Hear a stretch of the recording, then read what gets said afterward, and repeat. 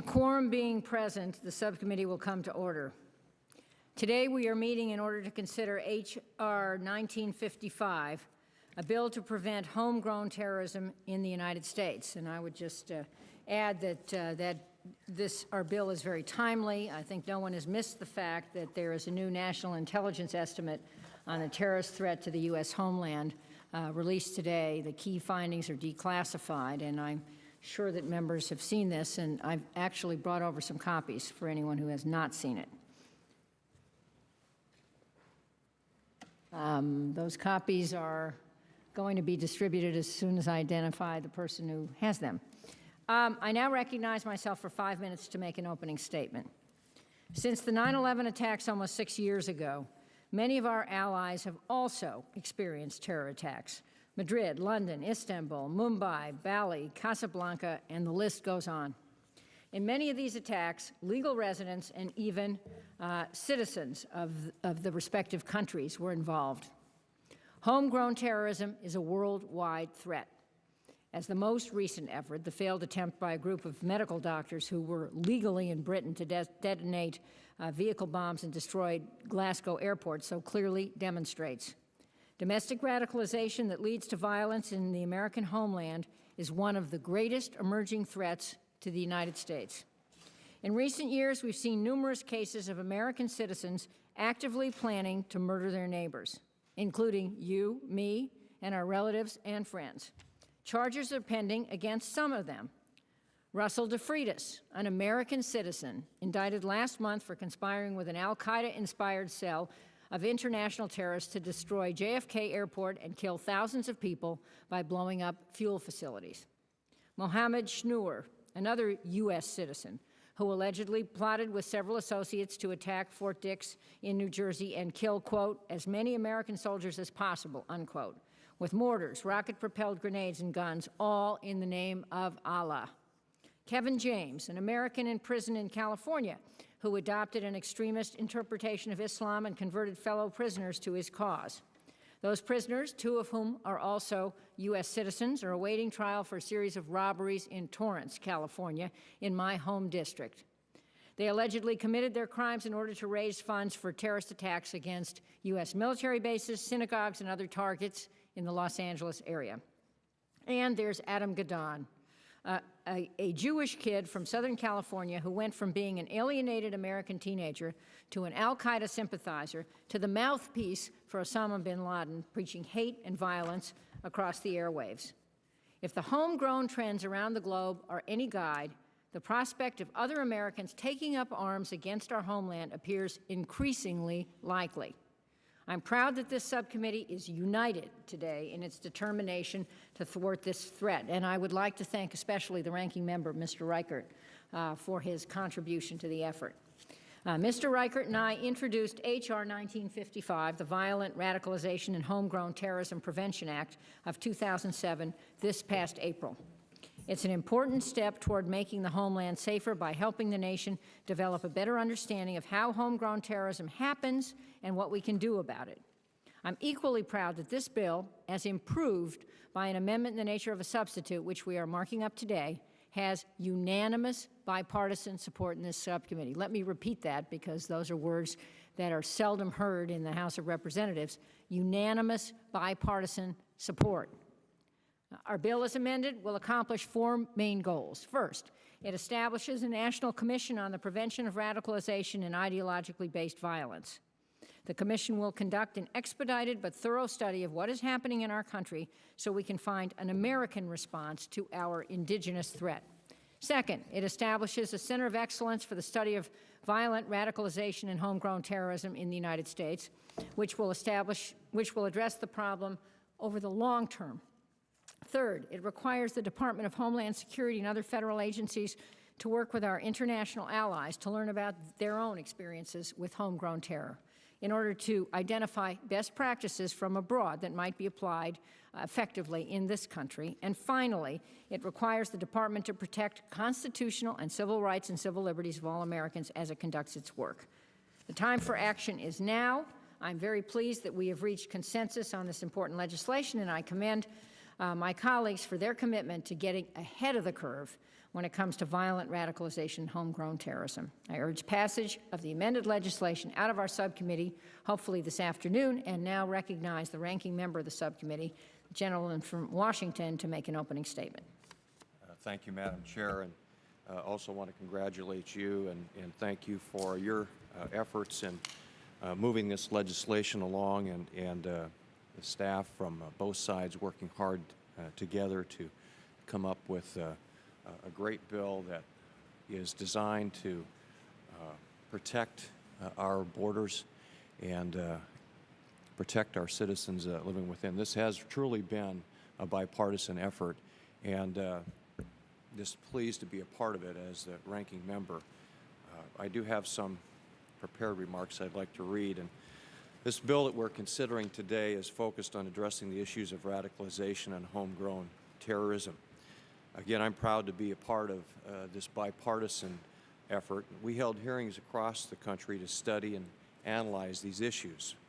I've lost track of how many hearings we've held, but there have been a number, and quite interesting testimony from our witnesses. Unfortunately, recent terror plots and the National Intelligence Estimate released today emphasize the urgent need for this legislation. We are living in a different world. The NIE releases today indicates that the radical and violent segment of the West's Muslim population is expanding, including in the United States, and there is the possibility that others may become sufficiently radicalized and that they will view and use the violence as a part of their goal, to reach their goal. Radical ideas spread easily because of the freedoms of our society and the interconnected world in which we live. These ideas can come from overseas or from within the United States. They can come from within prisons, isolated regions or ethnic groups, or on the internet. A vulnerable individual could become radicalized from the comfort of their own home via the internet, or in a school, or a public library. Unfortunately, our freedoms are abused by individuals whose sole purpose in life is to destroy our way of life. While we have not seen radicalization as evident as other countries like the United Kingdom, we have discovered that homegrown terrorist cells exist right here in the United States. And Madam Chair, you've mentioned some of those. Law enforcement and intelligence efforts are crucial to intercepting these threats as they develop. However, it's in the best interest of our nation to develop and utilize a strategy to confine violent radical beliefs before they take root. We must gain an understanding of why individuals become radicalized and homegrown terrorism exists, and what steps to take to prevent these alarming ideas from taking hold and spreading within the United States. Today's amendment, in the nature of a substitute, establishes a national commission on the prevention of violent radicalization and ideological-based violence. The purpose of this national commission would be to proactively get ahead of the radicalization problem so that as a nation we can combat these radical ideologies before they become widespread within our borders. While there are other important aspects of this bill, such as learning from our international partners and ensuring that privacy and civil rights are protected, ensuring that we fully understand the nature and the threat is our first priority. The product that we are considering today is the result of a truly bipartisan effort, as we said earlier. And again, thank you, Madam Chair, for your efforts, and I yield. Thank you. I thank the gentleman for his statement and would note that other members may submit opening statements for the record. I now call up H.R. 1955. The bill. H.R. 1955, to prevent homegrown terrorism and for other purposes. The bill was circulated in advance, and without objection, the first reading of the bill is dispensed with. I ask unanimous consent that the bill be considered as read and open for amendment at any point. Without objection, I have an amendment in the nature of a substitute that I would like to present. Amendment in the nature of the substitute to H.R. 1955, offered by Ms. Harmon of California. Strike all after the enacting clause and insert the following. Section 1, short title. Without objection, let's dispense with the first reading of the amendment. Okay. If I've now recognized myself for 5 minutes to explain the amendment. As Mr. Reichert and I have both said in our introductory remarks, following the introduction of H.R. 1955, this subcommittee held a hearing entitled Assessing and Addressing the Threat, Defining the Role of a National Commission on Violent Radicalization and Homegrown Terrorism. That hearing provided us with additional information about the critical role a National Commission on Violent Radicalization and Homegrown Terrorism could play in helping to secure the homeland. During the hearing, we heard from Brian Jenkins, a senior advisor at the RAND Corporation, Salam Al-Mariyati, the executive director of the Muslim Public Affairs Council, and Frank Salufo, the associate vice president for Homeland Security at George Washington University Homeland Security Policy Institute. The input from these witnesses was incorporated into this amendment, and I think this amendment has benefited enormously from their advice and expertise. The witnesses unanimously agreed that additional study of violent radicalization and homegrown terrorism in the United States is needed, and that a national commission could expedite the work that needs to be done. They also testified that a national commission could foster a multidisciplinary approach to addressing violent radicalization and homegrown terrorism by bringing together experts from many fields who could inform the commission's work.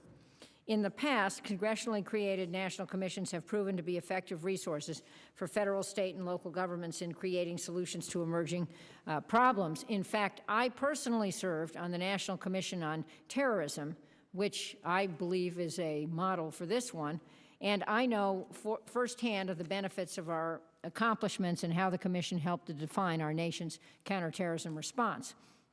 During our hearing on this subject, it was evident that there is broad bipartisan support for a national commission created for the specific purpose of preventing violent radicalization and homegrown terrorism in the United States. Members realize that we need to find a uniquely American solution for what is going to be a problem that manifests itself in the U.S. in a unique way, given our history and culture of being a melting pot. The amendment provides us with such a solution. Specifically, it creates a national commission, which we've mentioned. This 10-member commission will be responsible for conducting a thorough and comprehensive examination of the facts and causes of violent radicalization, homegrown terrorism, and ideologically based violence in the United States. And let me mention that each of these phrases was carefully vetted with witnesses. The notion of violent radicalization, not just radicalization, and ideologically based violence were notions suggested by our witnesses and designed to be neutral in the sense that they would not automatically stigmatize any group, but they would describe carefully the problem we were trying to prevent. The Commission will be charged with submitting 3 separate reports at 6-month intervals, which will include recommendations and legislative strategies for our review. The amendment also sets aside the grant program originally included in H.R. 1955 that was designed to address the roots of violent radicalization and homegrown terrorism. I concur with the testimony of Frank Salufo in particular, who stated that we should avoid potentially throwing money at this problem until we have a grant program and a set of criteria that makes sense, one that is informed by the work of the Commission. The support for a national commission is not only bipartisan, but it is bicameral as well. Senator Collins, the ranking member of the Senate Homeland Security and Government Affairs Committee, supports the idea of a national commission and has agreed to introduce companion legislation in the coming months. I urge my colleagues to support this amendment and now would open this markup for discussion among us. Is there further discussion?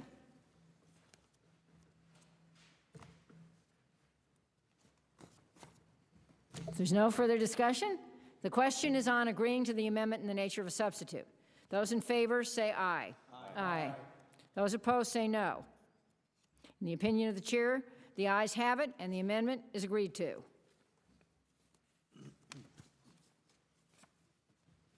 So now we will proceed to a vote on the bill as amended. Is a recorded vote requested? Are there any amendments, just out of curiosity?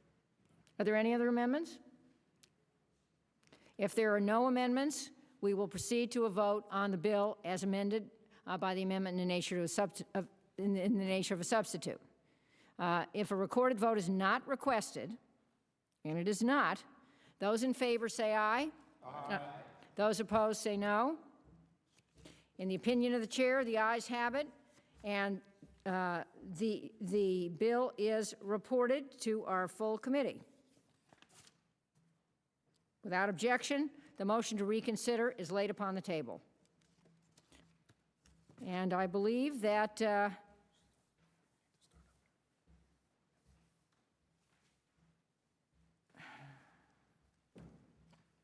we've done this. We've done this. No. Done.